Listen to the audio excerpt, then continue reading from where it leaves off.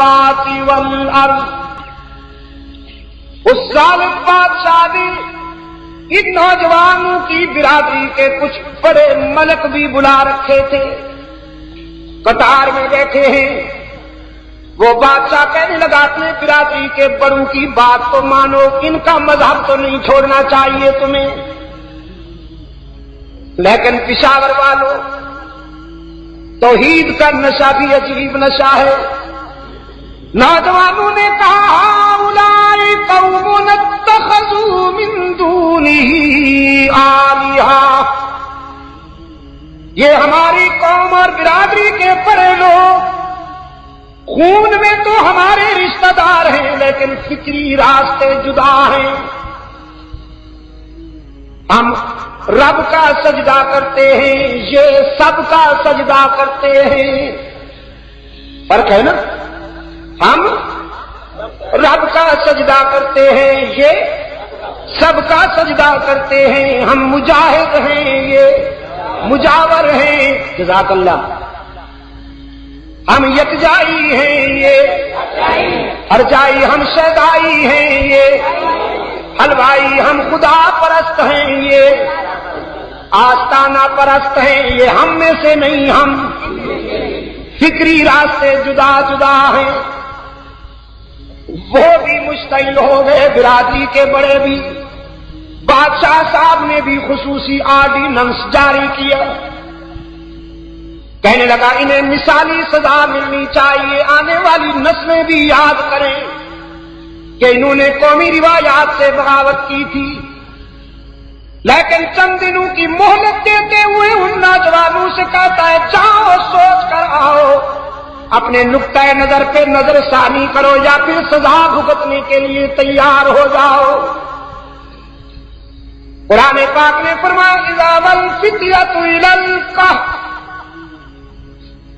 وہ اللہ کے ولی اولیاء کرام، وہ سرفروش نوجوان اللہ سے مدد مانگنے کے لیے ایک غار میں آئے۔ کہاں آئے؟ غار میں یا مزار میں؟ مزار میں نہیں، غار میں۔ فقالوا ربنا آتنا من لدنک رحمہ وہیئ لنا من امرنا رشدا۔ سب نے ہاتھ بلند کر لیے اور عرض کیا او ہمارے معبود، ہمیں مٹانے کی سازشیں تیار ہو رہی ہیں۔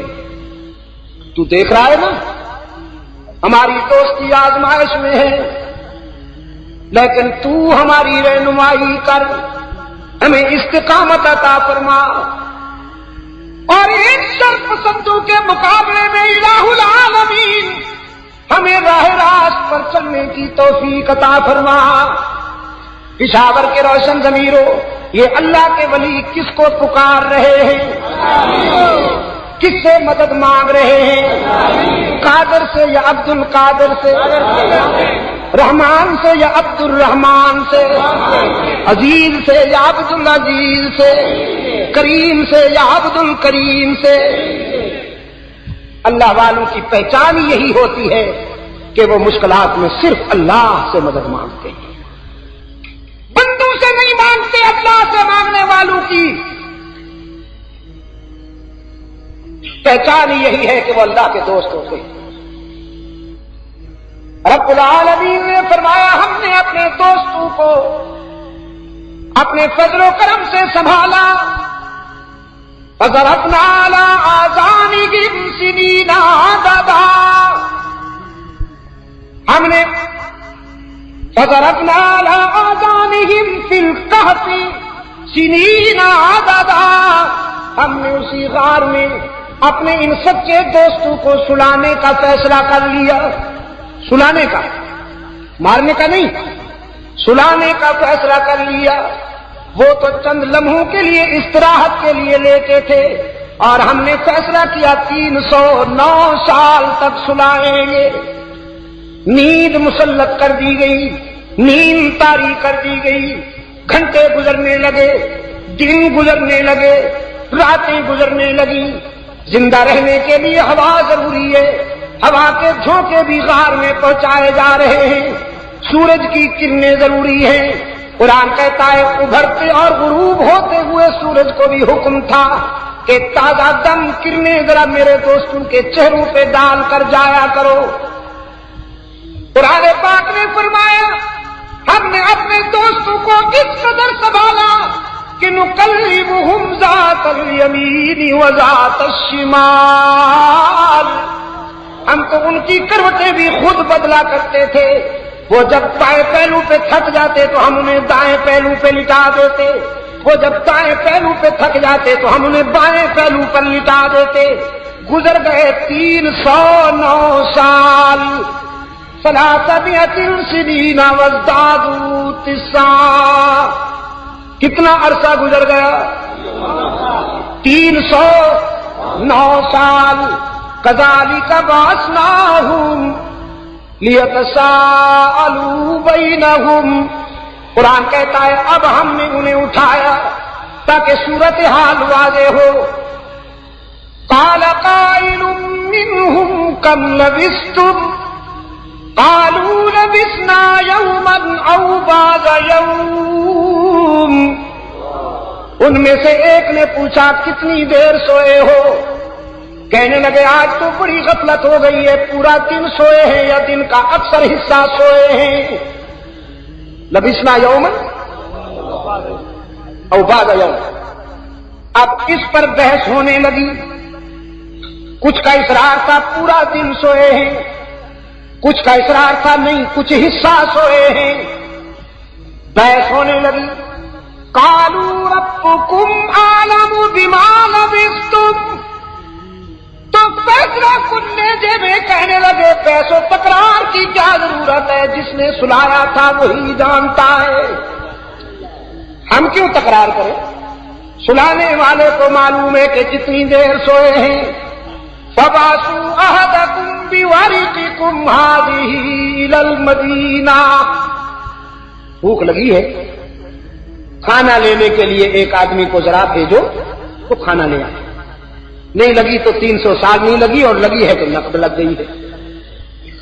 آگے بڑھنے سے پہلے کچھ مسائل و عبر ہیں, ان پر تذکرہ کرتا چلا جاؤں. غار میں سونے والے اللہ کے سچے ولی, اللہ کے برگزیدہ بندے کتنی دیر سوئے ہیں؟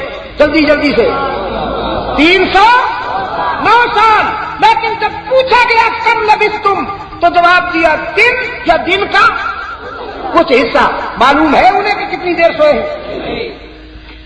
معلوم ہوا کہ اولیاء اللہ کے سچے دوست غیب دان نہیں ہوتے, وہی جانتے ہیں جو اللہ انہیں بتائے, اور جو اللہ نہ بتائے وہ نہیں جانتے. دوسری مصیبت کی بات, 309 سال تک سوئے ہیں. یہ تو سو رہے تھے لیکن کائنات تو نہیں سو رہی تھی. نظام کائنات تو جاری و ساری تھا. پرندے بھی چہکتے رہے, طوفان بھی گرجتے رہے, بادل بھی اور بجلیاں بھی کڑکتی رہیں, انسانی قافلے گزرتے اور شور کرتے رہے, باد سرسر کی طغیانیاں بھی چلتی رہیں, لیکن کسی آواز نے انہیں ڈسٹرب نہیں کیا. کوئی آواز انہوں نے نہیں سنی. یہ فوت ہو چکے تھے یا زندہ تھے؟ تو زندہ ولی کچھ نہیں سن رہے.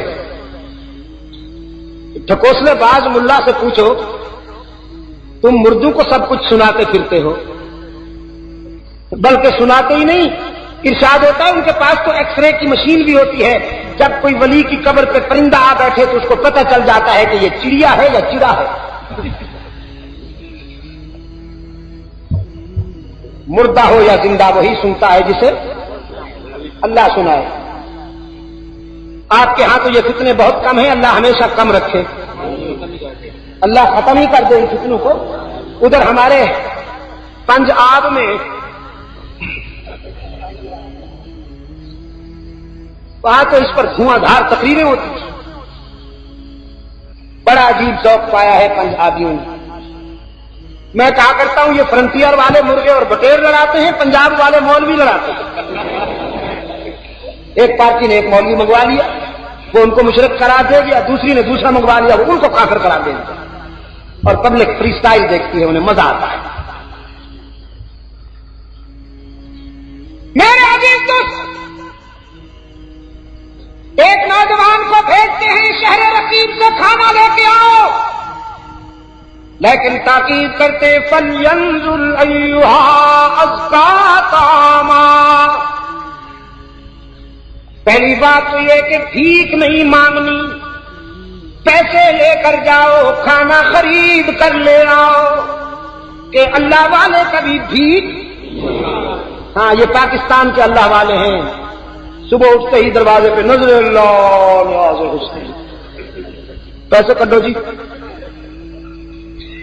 اور اب تو یوں مانگتے گھور کے یوں دیکھتے ہیں کہ اگر آپ نے پیسے نہ دیے تو جیسے بغل میں کلاشنکوف لے کے کھڑے ہیں، یوں آتے نہیں قریب، یہ خاص توجہ ہوتی ہے، چرس پی رکھی ہوتی ہے، اس کا نشہ ہوتا ہے، آنکھیں سرخ ہوتی ہیں، یعنی اگر آپ نے نہ دیا تو ادھر سے ریوالور رکھا۔ میں نے کہا یہ منگتا ہے یا ہائی جیکر ہے؟ فرمایا فَلْيَنظُرْ أَيُّهَا أَزْكَىٰ طَعَامًا۔ کھانا لیتے وقت بھی ذرا احتیاط سے کام لینا، کسی مشرک بے ایمان کے ہاتھوں سے بنا ہوا کھانا نہ لے کے آ جانا، موحد کے ہاتھوں سے بنا ہوا کھانا لاؤ۔ یہ نوجوان شہر میں پہنچا، شہر والے اس کو غور سے دیکھتے ہیں، یہ شہر والوں کو غور سے دیکھتا ہے۔ ایک ہوٹل والے پر حسن ظن کرتے ہوئے اس کے چہرے پر ایمان کی روشنی دیکھ کر قریب گیا، سکہ دیتے ہوئے کہنے لگا کھانا چاہیے، پیسے لو اور کھانا دو۔ ہوٹل والے نے جب سکہ دیکھا تو 300 سال پرانا تھا، دقیانوس بادشاہ کی اس پر مہر تھی۔ وہ کہنے لگا میاں یہ تو پرانا سکہ ہے، رائج الوقت سکہ لاؤ، یہ تو 300 سال پرانا ہے، متروک ہو چکا، کہیں سے کوئی خزینہ تو تمہارے ہاتھ میں نہیں آیا، کوئی دفینہ تو تمہارے ہاتھ میں نہیں آیا، اتنا پرانا سکہ لیا پھرتے ہو۔ وہ نوجوان کہنے لگا کل ہم یہاں سے جا رہے ہیں اور آج تم کہتے 300 سال پرانا ہو گیا ہے، سکرو تو نہیں ڈھیلے ہو گئے تمہارے، دماغ ٹھیک ہے تمہارا؟ وہ ہوٹل والے کو شبہ ہوا، اس نے کہا اس کا مطلب یہ کہ تم بھی اسی زمانے کو ہو جس زمانے کا یہ سکہ ہے؟ وہ نوجوان کہنے لگا ہم تو اسی زمانے کے ہیں، اور آپ کس زمانے کی جنس ہیں؟ اب کون سا زمانہ ہو گیا؟ ہم تو اسی زمانے کے ہیں جس زمانے کا یہ سکہ ہے۔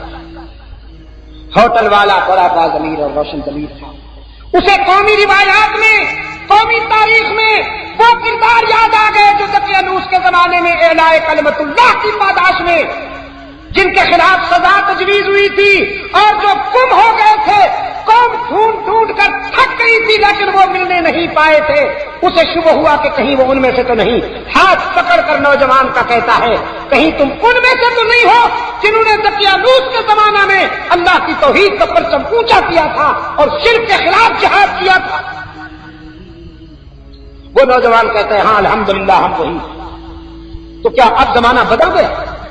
اس نے کہا 300 سال گزر گئے، نہ دقیانوس رہا، نہ اس کا اقتدار رہا، نہ اس کے وہ عقائد رہے، اب تو الحمدللہ ایک مرد مومن برسر اقتدار ہے،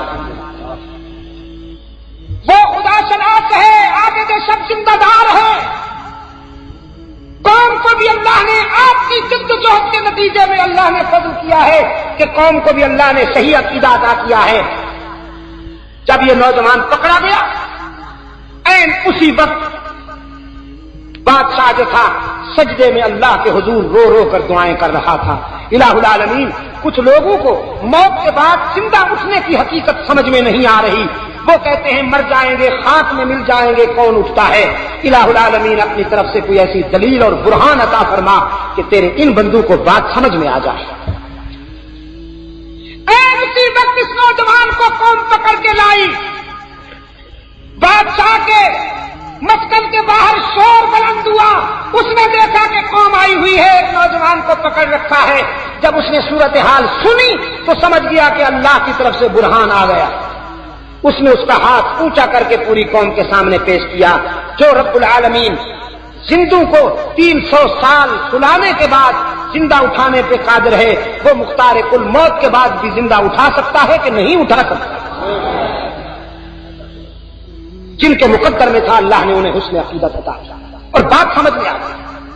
چند نوجوانوں نے قربانی دی، پورے معاشرے کی کایا پلٹ.